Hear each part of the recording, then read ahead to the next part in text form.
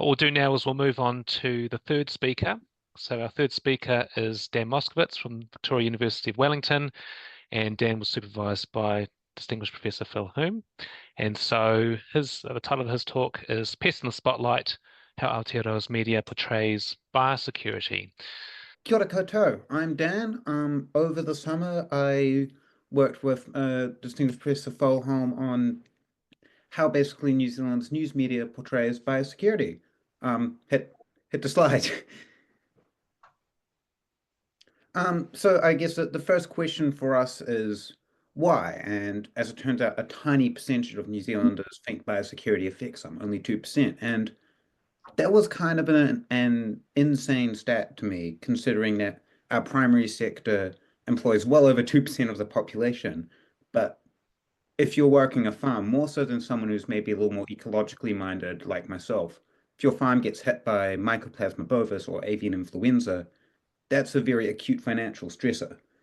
So little of the population thinking biosecurity affects them is worth studying. And the main way people will hear about biosecurity is via the news media, which saw Phil come to me and ask me if I wanted to spend my summer reading news, to which I said yes.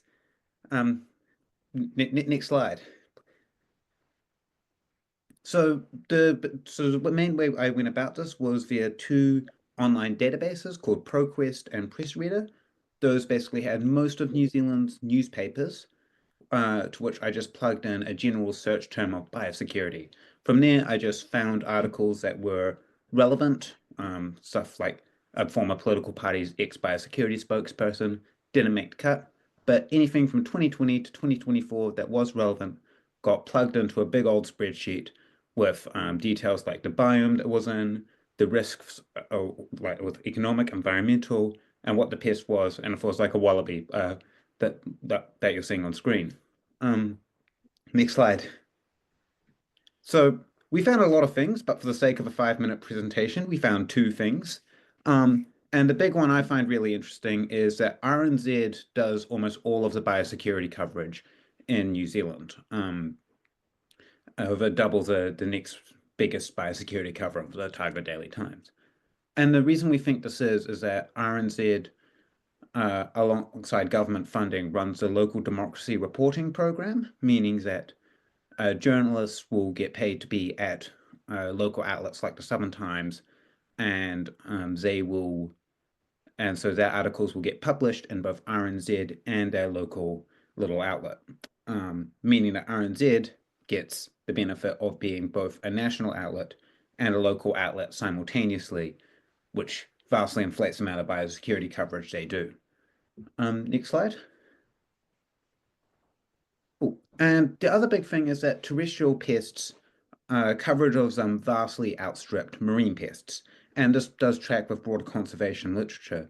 But it was interesting to me that even in 2023, where there was a lot of news coverage of the arrival of the corbicular gold clam in the Waikato River and the arrival of the spreading seaweed exotic calliope on Aotearoa's hitting Aotearoa's shores.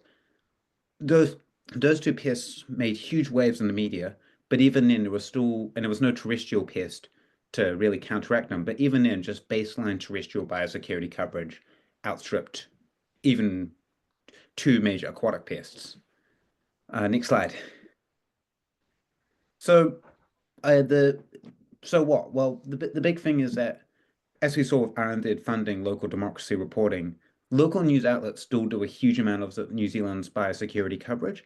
And with the fourth estate crumbling in front of our eyes, especially in regional outlets, that's got major problems for the coverage of biosecurity, especially when most New Zealanders don't think it affects them anyway.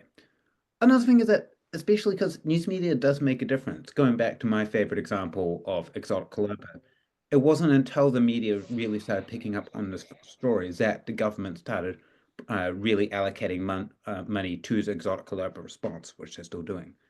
And lastly, just as like a potential thing for future reference could be how news media correlates with scientific coverage. So we didn't get many news articles on Cody dieback throughout our study, but there was lots of scientific literature getting published.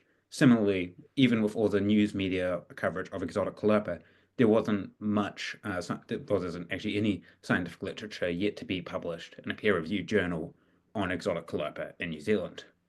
And yeah, thank you so much. Thank you, Bioprotection Aotearoa, and thank you, Phil Hom, for being an amazing supervisor.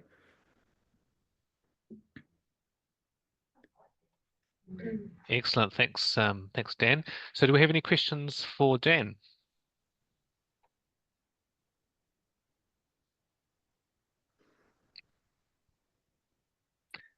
Nicola, I hope I've got that right this time. It's not a clap. I've actually got a question now. Thank you. Yeah, that's super interesting, Dan. So can you just clarify with the local democracy reporting that's in RNZ, is that kind of like you would have maybe double counted an article that was published in the Southland Times and then published in RNZ? Yeah.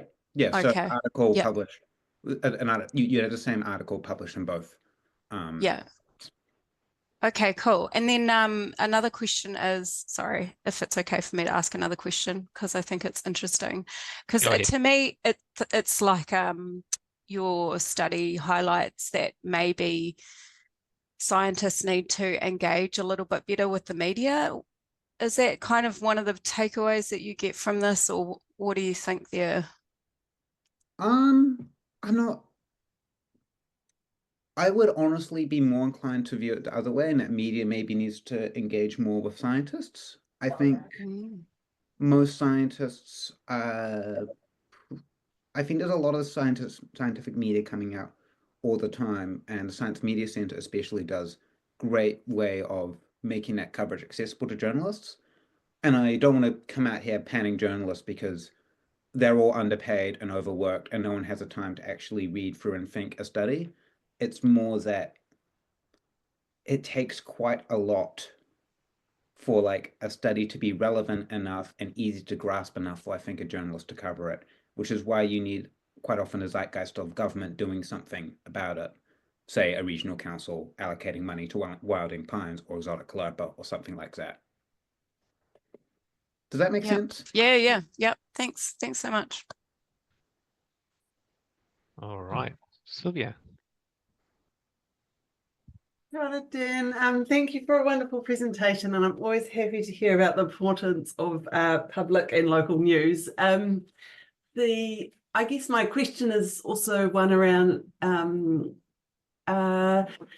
where, especially for the local news, was it largely being, I mean, I guess it's what local news is obviously a really important source for starting conversations about biosecurity. Was that coming from, I'm imagining various social movements at a local level, or collectives raising concerns locally that were then getting fed to local reporters that was getting fed up the chain? Or did you get any sense of the process that was at play there?